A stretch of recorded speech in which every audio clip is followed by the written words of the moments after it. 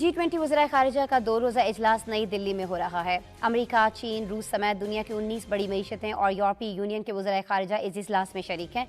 अब जब भारत को इस इजलास की सदारत मिली और सेक्रेटरी ब्लिंकन और जो फॉरेन मिनिस्टर लेवरॉव हैं, उनके दरमियान जब से जंग छिड़ी है, उनके दरमियान कोई बातचीत नहीं हुई, हेलो हाई नहीं हुई, हाथ भी नहीं मिलाया, देखा भी नहीं एक दूसरे की तरफ।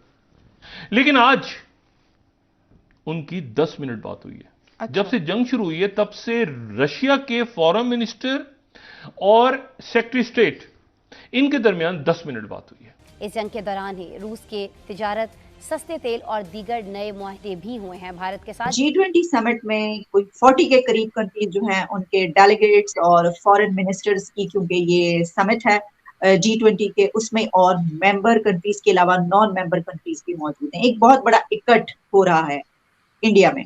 3,000 अरब रुपए का कर्जा बढ़ गया है पाकिस्तानियों पे। 3,000 अरब रुपए का कर्जा एक दिन में। फिर हमने ये भी देखा कि उसमें साइडलाइन मीटिंग्स हुई। अच्छा, अब इसमें चाइना भी शामिल है और हमारा बड़ा एक वो, फिर इसमें जो अरब कंट्रीज हमारे बड़े करीबी वो भी शामिल है।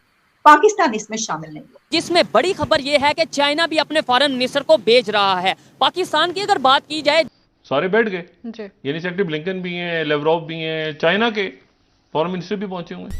हेलो फ्रेंड्स, जय हिंद। हिंदुस्तान स्पेशल में आपका स्वागत है। दोस्तों, भारत में G20 विदेश मंत्रियों की बैठक में कुछ ऐसा हुआ जिसे किसी ने एक्सपेक्ट भी नहीं किया था। यूक्रेन युद्ध के बाद पहली बार अमेरिका और रूस के विदेश मंत्री आमने सामने मिले। अमेरिकी विदेश मंत्री एंटनी ब्लिंकन और रूस के विदेश मंत्री सरगेई लावरोव के बीच बृहस्पतिवार को दिल्ली में संक्षिप्त मुलाकात हुई। यह मुलाकात करीब 10 मिनट तक चली। रूस के एक अधिकारी ने कहा कि ब्लिंकन और लावरोव के बीच G20 विदेश मंत्रियों की बैठक से इत्र संक्षिप्त बातचीत हुई। मीडिया रिपोर्ट्स के मुताबिक अमेरिकी अधिकारियों ने कहा कि ब्लिंकन और लावरोव ने नई दिल्ली में G20 सम्मेलन के मौके पर करीब 10 मिनट तक बातचीत की। यह बातचीत ऐसे समय में हो रही है जब यूक्रेन युद्ध को लेकर अमेरिका ने रूस पर कड़े प्रतिबंध लगाए हैं। एक वरिष्ठ अमेरिकी अधिकारी ने कहा है कि ब्लिंकन ने लावरोव से बातचीत के दौरान 3 प्रमुख बातें कही। अब भारत में कुछ ऐसा हुआ जिसे किसी ने सपने में भी नहीं सोचा था। तो अलग अलग ब्लॉक्स हैं, लेकिन जो अच्छी चीज है वो ये है कि सारे बैठ गए, यानी सेक्रेटरी ब्लिंकन भी हैं, लेवरॉव भी हैं, चाइना के फॉरेन मिनिस्टर भी पहुंचे हुए हैं।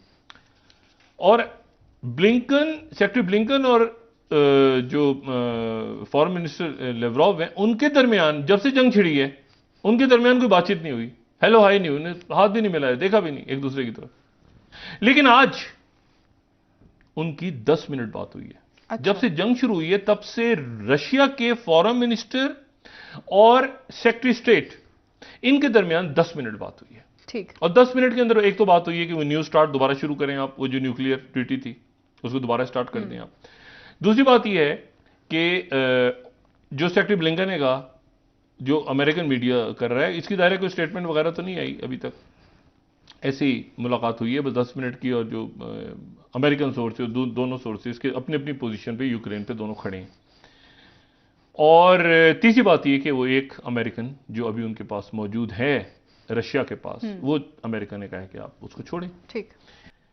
तो आज 2.7 या 3, इसको 3 कर लें, 3,000 अरब रुपए का कर्जा बढ़ गया है पाकिस्तानियों पे।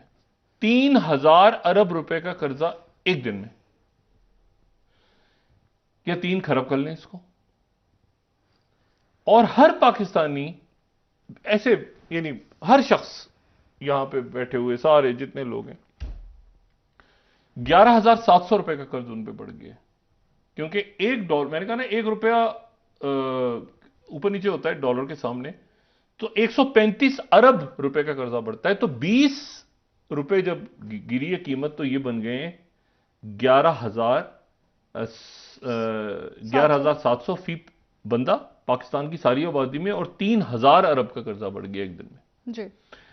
अभी 3,000 अरब का कर्जा, ये मतलब हो गया कि अब 3,000 अरब आपने मजीद आने वाली आपकी जो नस्लें हैं, आपके जो बच्चे हैं, आपके जो बड़े हैं, ये 3,000 अरब रुपया उन पे मजीद डल गया है। G20 समिट में कोई 40 के करीब कंट्रीज जो हैं उनके डेलीगेट्स और फॉरेन मिनिस्टर्स की, क्योंकि ये समिट है G20 के, उसमें और मेंबर कंट्रीज के अलावा नॉन मेंबर कंट्रीज भी मौजूद हैं। एक बहुत बड़ा इकट्ठ हो रहा है इंडिया में।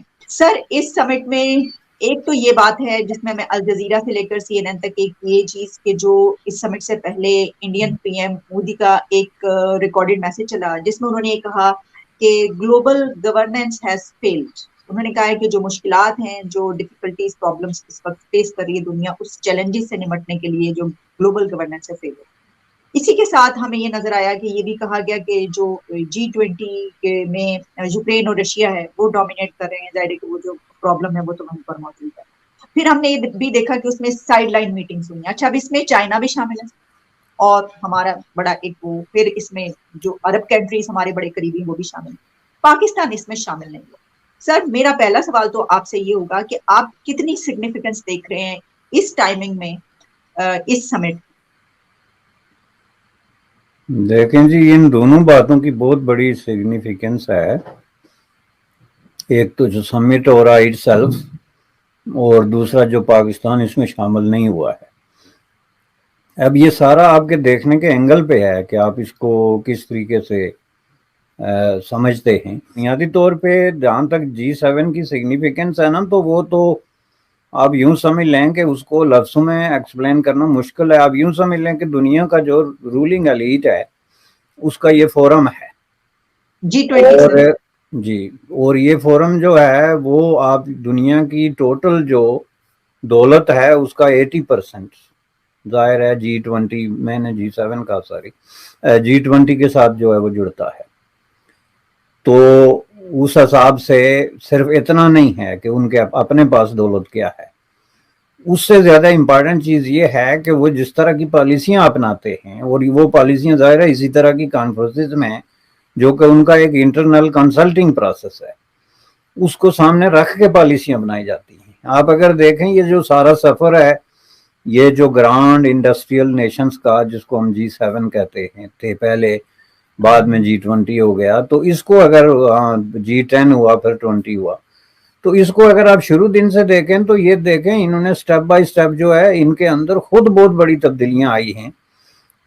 जो इनके शुरू के जो मामलात थे उसमें और आज के जो इनका आइन और मंशूर है, जो ख्यालात हैं, उनमें जो है वो बहुत बड़ा फ़र्क है। तो बुनियादी तौर पे ये जो इस तरह के इजलास होते हैं, ये एक कंसल्टिंग प्रोसेस होता है जिससे ये सीखते हैं और उसमें अपनी पॉलिसियों पे नज़रसानी करते हैं या ऐसी पॉलिसियाँ बनाते हैं जो इनफैक्ट पूरी दुनिया को मुतासर करते हैं। दुनिया का कोई मुल्क इनके असरात से बाहर नहीं निकल सकता। अब ये पॉइंट आप नोट करें, क्योंकि ये बड़ा इंपॉर्टेंट है, इसका पाकिस्तान से ताल्लुक है।